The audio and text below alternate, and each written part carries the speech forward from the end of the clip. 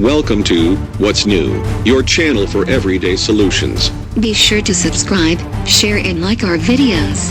This is What's New. Angela Merkel sets collision course with Trump ahead of G20. By MELISSA EDDY. Berlin, a combative Chancellor Angela Merkel set herself on a collision course with President Trump and his America First agenda on Thursday, predicting very difficult talks over climate change and trade when she hosts a summit meeting of 20 global leaders next week. Speaking before Parliament on a day when she also gathered European Union leaders in Berlin to form a common front, the German leader made no bones about the obvious disagreement with the United States.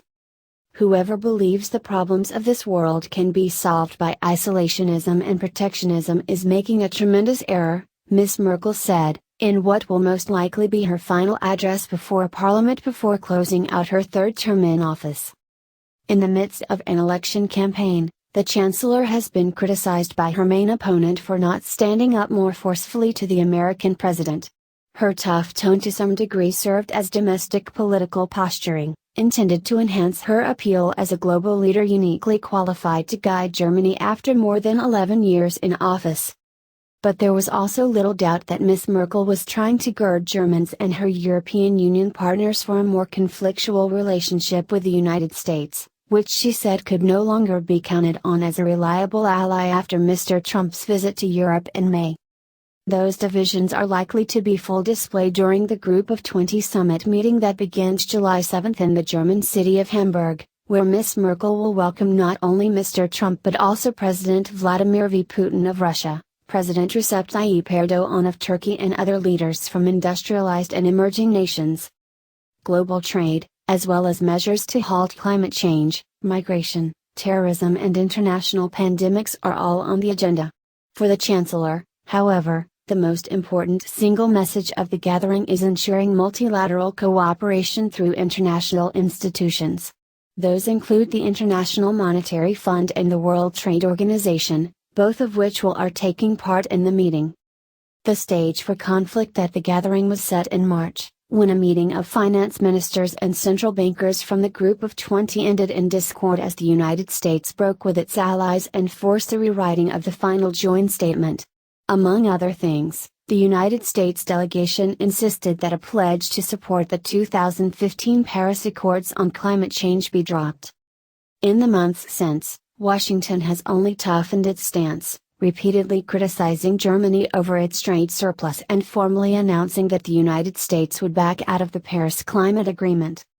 Combating climate change is an issue close to the Chancellor's heart, and on Thursday she saved some of her most poignant language to address her differences with the Trump administration.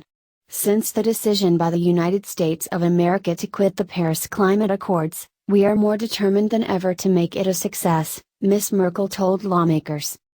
We will and must take on this existential challenge, she said, and we cannot and will not wait until every last person in the world can be convinced of climate change by scientific evidence. In other words, the climate treaty is irreversible and is not negotiable. Ms. Merkel said she would not pretend that differences with Washington on this stance do not exist. It would be disingenuous if we tried to gloss over it, she said. At any rate, I will not do that. On global trade, German impatience with Washington's stance could be seen this week, when the Secretary of Commerce, Wilbur Ross, cancelled a trip to Berlin, where he was supposed to appear alongside of Ms. Merkel at an economic conference.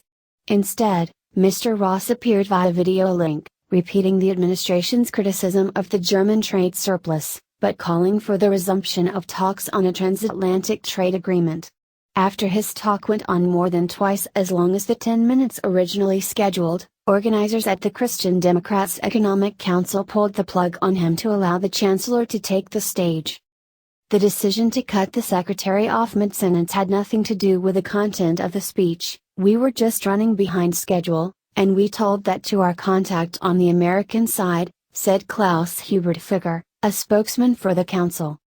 Mr. Trump is not the only challenge Ms. Merkel will face at the summit meeting, which the Chancellor had hoped would demonstrate Germany's role as an open, tolerant global leader. Trouble has also been brewing around the Turkish president, who has also clashed openly with the Chancellor and her government, most recently by refusing to allow lawmakers to visit troops stationed at Incirlik Air Base. The German government relocated them in Jordan. On Thursday, the German government rejected a request by Mr. Erdogan to hold a rally while he is in the country for the gathering. An estimated 3 million Turks or Germans with Turkish heritage live in the country, and officials in Berlin fear stirring up conflicts linked to Turkish domestic policies.